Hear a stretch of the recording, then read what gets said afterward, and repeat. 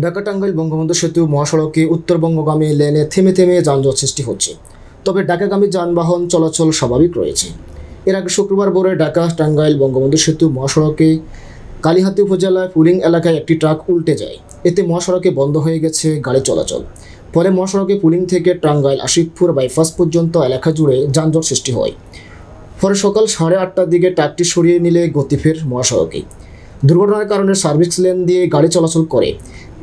এলেঙ্গা হাওয়াই police ফাঁড়ির in charge Mir Mohammad Sajidul Rahman জানান, ভোরে একটি ট্রাক সড়কে উল্টে পড়ে। এতে ট্রাকে থাকা বস্তাগুলো সড়কে ছড়িয়ে ছিটকে পড়ে। ফলে কিছু সময় গাড়ি চলাচল বন্ধ ছিল উত্তরবঙ্গগামী লেনে। তবে সার্ভিস লেন চালু ছিল। ক্ষতিগ্রস্ত ট্রাকটি সরিয়ে নেওয়ার পর দ্রুত গতিতে পরিবহন চলাচল করছে।